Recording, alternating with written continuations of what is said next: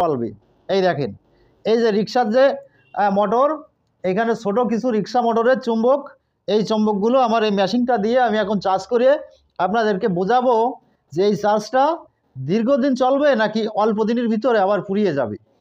এখন আমি যেভাবে দেখাবো ঠিক এইভাবে আপনি বুঝে নেবেন। যার কাছ থেকে মেশিন কেনেন সে যদি আপনাকে এইভাবে দেখাই দিতে পারে, আপনি কিন্তু তার কাছ থেকে মেশিন নেবেন, নিঃসন্দেহে আপনি চালায় খাতে পারবেন। আপনি চার্জ দিয়ে দিলেই আপনার চার্জটা লাস্টিং করবে।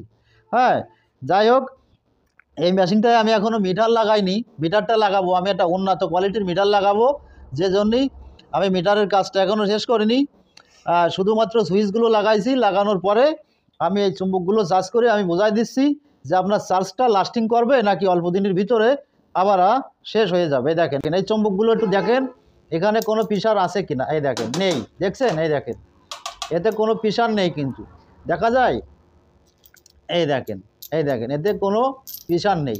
এই দেখেন এই চুম্বকগুলো আমি এখন চার্জে দিব।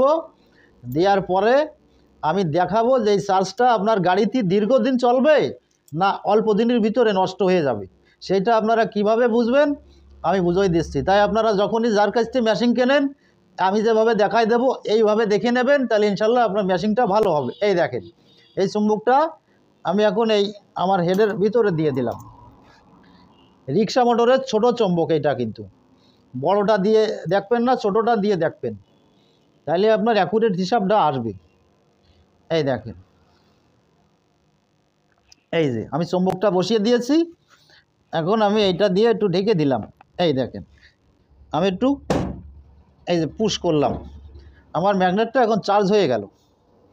চার্জ হওয়ার পরে এখন আপনি কিভাবে বুঝবেন যে এই চার্জটা দীর্ঘদিন চলবে না অল্প দিনই নষ্ট হয়ে যাবে। এই দেখেন, এই চুম্বকগুলো এখন কিন্তু চার্জ হয়ে গেছে।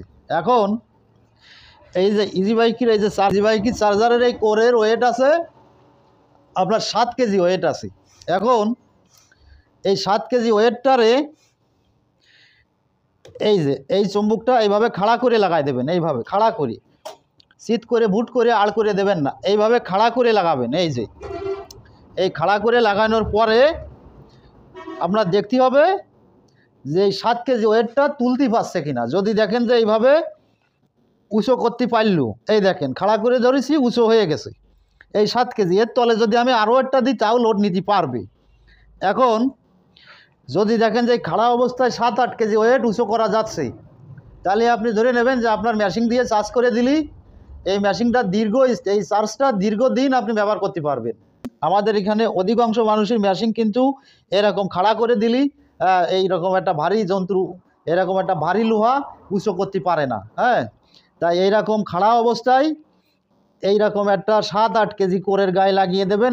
এই চুম্বকটা খাড়া করে, তারপরে যদি এই কোরটা তুলতে পারে, এইভাবে যদি এরকম সন্নি করতে পারে, তাহলে অবশ্যই আপনার মেশিনটা ভালো। এবং এই মেশিন দিয়ে চার্জ দিয়ে দিলি আপনার চার্জটা দীর্ঘদিন গাড়িতে চলবে, কোনো সমস্যা হবে না, অরিজিনাল মোটরের মতোই চলবে ভাই। নিঃসন্দেহে আপনি এরকম মেশিন যদি আপনার কেউ দেখায় দিতে পারে, আপনি তার কাছ থেকে নেবেন, কোনো টেনশনের দরকার নেই। আপনি নিঃসন্দেহে নেন, আমার কাছ থেকে না নেন, আপনি যেখান